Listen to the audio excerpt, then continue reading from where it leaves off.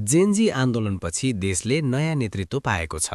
बालेन्द्र शाह बालेन अहिले नेपालको प्रधानमन्त्रीका रूपमा उदाएका छन्। 9 वैशाख 2047 सन् 1990 मा जन्मिएका बालेन काठमाडौँमै हुर्किएका हुन्। उनले सिभिल इन्जिनियरिङ अध्ययन गरी सहरी पूर्वाधार र विकाससँग सम्बन्धित क्षेत्रमा काम गरेका छन्।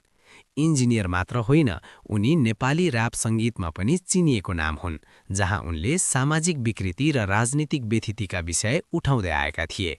परिवारका हिसाबले बालेन सामान्य मध्यमवर्गीय पृष्ठभूमिबाट आएका हुन्।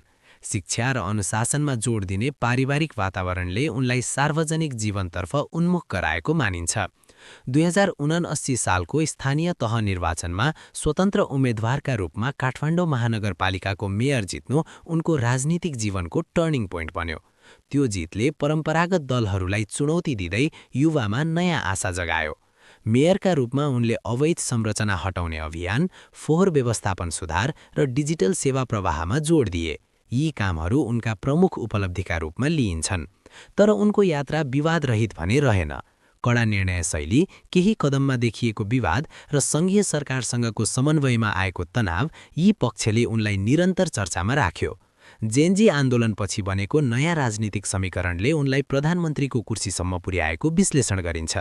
अब प्रधानमन्त्रीका रूपमा उनको अगाडि ठूला चुनौती छन्: आर्थिक सुधार, सुशासन, रोजगारी सृजना र जनअपेक्षा व्यवस्थापन। समर्थकहरू भन्छन् यो नयाँ युगको सुरुवात हो।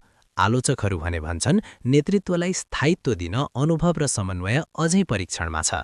अब प्रश्न एउटै छ, के बालेनको नयाँ राजनीतिले देशलाई दीर्घकालीन परिवर्तन दिन सक्छ?